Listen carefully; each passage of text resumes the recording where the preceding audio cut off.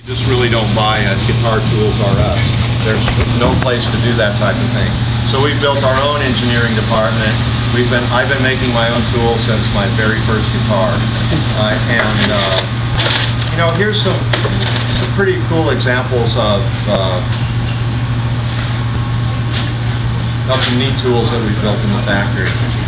So these side benders, you'll watch how fast this whole process happens. And it's just a matter of we break it down into two bends. You start with those laser cut sides. They're very accurate. They have a couple little keyways in them that we come and click them together with a wooden key that we laser out. And that wooden key allows us to picture them on the side benders so we know where the bend is. Because these sides are actually cut to their final length before we ever bend them. So we have to bend them in exactly the right place. We can't bend it over it on the part or back on the part. Right? We wrap it in paper, which allows, well, the paper does a couple things.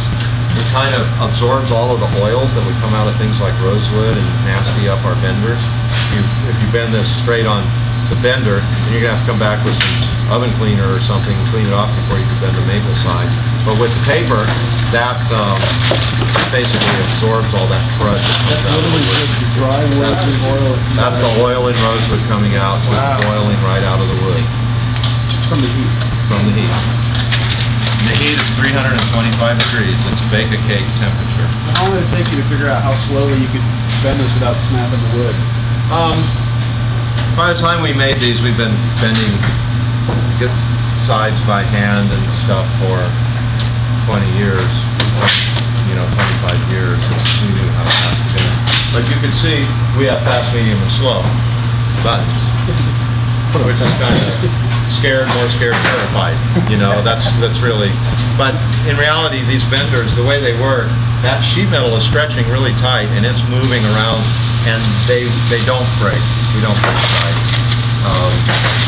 We have really close to 100% bending success. If you want to feel that, you can sort of feel what it takes to bend the side. Wow. Yeah, that's you don't wet up. You don't wet it. There's enough moisture content in most of these to do the bending. The wetting is a heat transfer, not really a elixir for the wood. Steam is a wonderful way to move heat through a piece of wood. So what you're really trying to do is get the wood up to temperature. And by having a very nice speed and feed like we have here, this right at the bending point, this is getting hot, the wood becomes elastic, and it's just kind of surfing that elastic line.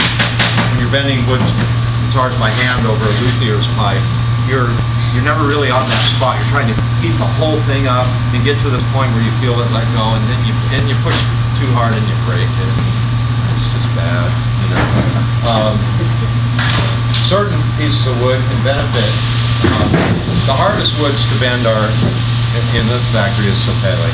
It's the cheapest wood we buy, and it doesn't like to bend, so we give it a little bit extra water to pump some heat through a little bit faster. It's not true that water doesn't help bend. If you're doing bent wood chairs and that kind of stuff, they steam those things. They come out wet and pliable and hot. But for our purposes, mostly hot does the trick. So we do sapele, we'll bend like that. And you see he's not even using paper on the sapele.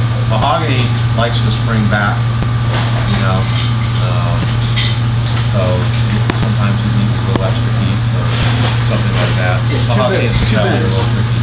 One bend and then...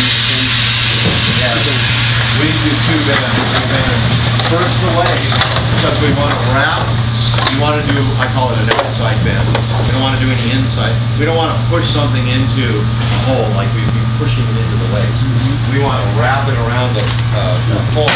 Then we pick the whole thing up, put it upside down on here. That one's already bent. It clicks into place. The keyways index on the machine, which is precision.